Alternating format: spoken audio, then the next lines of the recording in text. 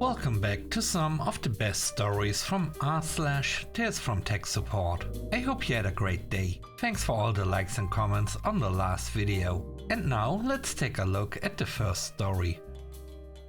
It's called Not Your Provider. I got a call right before wrapping up on Friday, and it was quite a puzzler. IT help desk. How can I help? The user had a noticeably irate tone. You turned off my internet. Sorry to hear that. Are you referring to your VPN or network drives? The user erupts. No, I can't watch Netflix, go on Facebook or anything. I want to speak to our manager.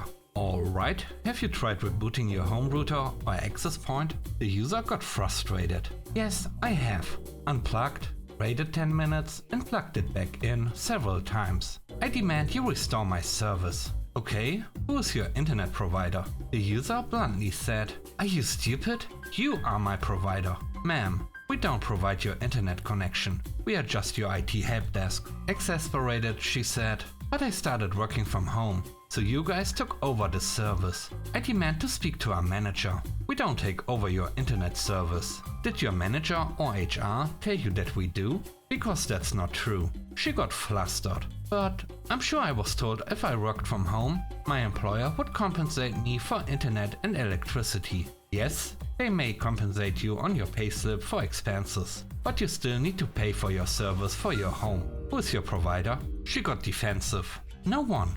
I cancelled the service last week. You guys need to get me online so I can do my work. Now, well ma'am, we can't provide you with internet. You need to contact your old provider or a new one and get them to reconnect you. The user was enraged. This is ridiculous. I will be speaking to your manager on Monday. You are a useless support agent. Sorry you feel that way, ma'am, but that's the reality. You need to contact a provider to get reconnected. I can recommend some in your area if you need help with that. The user hangs up and the helpdesk phone system shuts down for the week until Monday morning. To cover my bases, I forward the call recording and ticket to my manager and the user's manager. No mention of taking over internet services anywhere in the company's intranet, so who knows where they got that idea. On the following Monday, it turned out that the user got fired. I found a leaver request with immediate effect, along with a note advising not to provide any support other than the return address for their equipment if they call. Apparently, this user had a problematic attitude. Instant karma, I suppose. The next story is called Not an Idiot.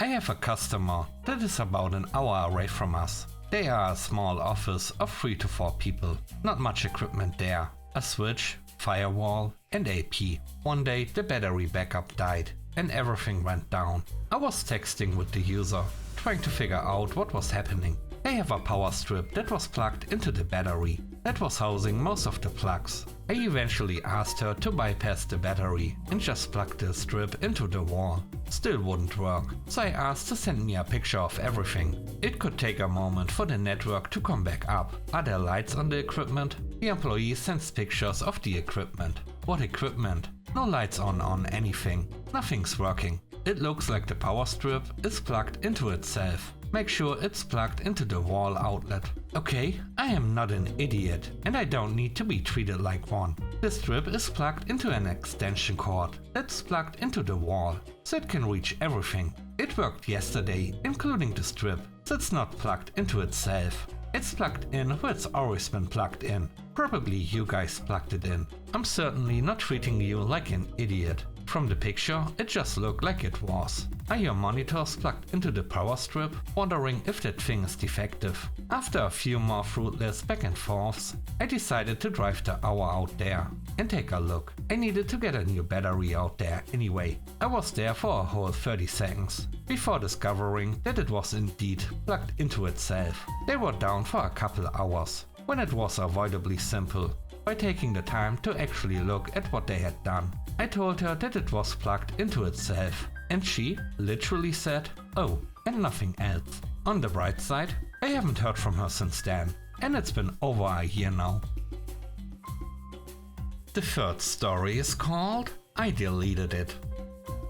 I was working an alternating 12-hour helpdesk shift for a large parts wholesaler. and during the day received a request to delete an empty subfolder on our NAS that houses all the codes for the biggest city in our state. Doing my due diligence, I passed the request onto the night shift guy so that he can do it overnight where it won't affect anyone and so that I don't have to do it. I come back the next morning and asked him if he deleted the folder. Yes, he says, but I accidentally deleted the parent folder also. Sorry, the parent folder had all of the codes for the entire sales department, all of them, and he just deleted it and then left when his shift was over. I start scrambling and go to our server team to ask if they have backups for that NAS. Of course they don't, so I was just told to brace for impact once the CEO finds out. Of course he finds out from the owner of the company, who had received a call from the sales department at 7 AM asking what happened to their codes, and starts burning down villages on his way to the IT room. And then there I am, having to try to clean up the mess from the night shift guy, who is now persona non grata, according to the higher ups, to the point where I had to send a written statement about the series of events that led to this guy deleting a folder full of super important codes and why he did it. I tried to type it up in a rate that maybe softened the blow a little, since it was an accident. Thankfully, this was the second week of the year, so it was 2 weeks of codes and not 2 years. They were able to scrabble together most of the codes from their emails etc. So business wasn't harmed too much as far as I knew. And the guy who was working night shift that week somehow didn't get fired either. He wasn't a screw up generally, so that probably helped his cause. And the fact that he wasn't there to face the consequences probably helped. Night shift cures all wounds. It didn't help me though. The next story is called Delete Everything.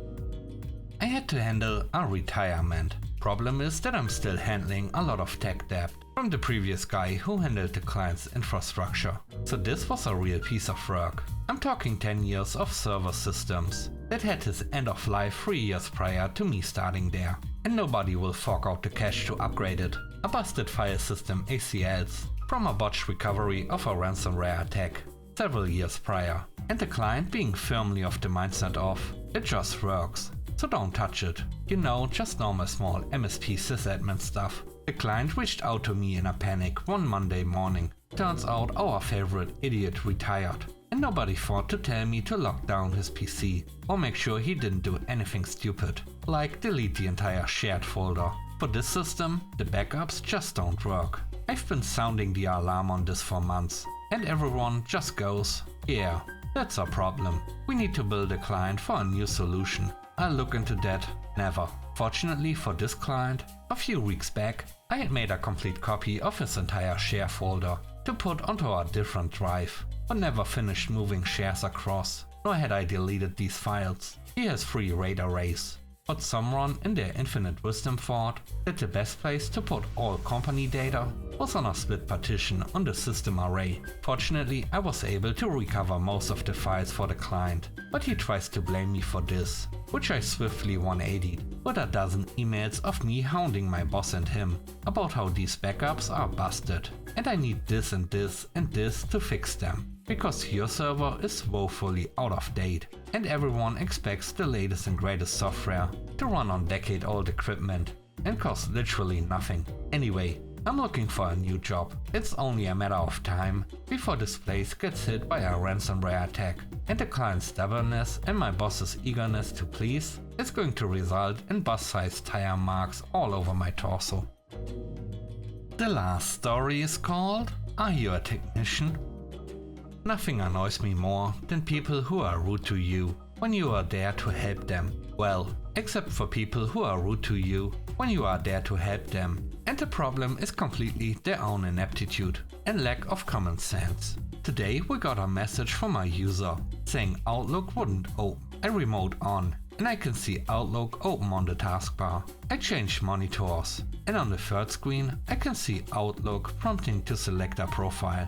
I assume she just wasn't sure what to do here, so I chose the default profile and set it to always use this one to avoid the pop-up from happening again. I briefly explained the issue to the user, but she insists it still isn't opening and gives a fairly snotty response, saying she's been unable to work since 2 PM. It's 2:45 at this point. I told her I had it open before I left, but I can connect again to check. I connect and it's set right there, as open as an Outlook application can possibly be. I asked her how many screens she uses. 3 is the answer. I tell her that it is open on one of those screens and ask if there's another problem. She says no. I then say sorry. I don't know what the problem is. I then get the response, sorry, are you a technician or not? This royally set me off. I connect again, screenshot the window showing Outlook is open and send it to the user. She insists she can see it. I go to the display settings and show her that it is on screen 3.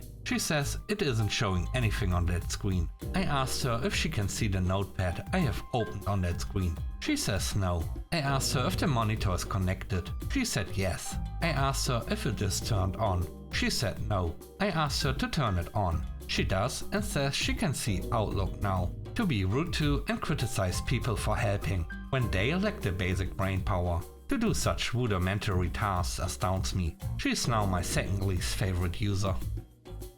Thanks for watching the video to the end. I hope you enjoyed it. If you did, please don't forget to leave a like, comment and subscribe. And if you have time, watch another one of my videos. Also, if you want to support me further, check out the channel membership or Patreon. And now I hope you have a great day. See you soon. Bye bye.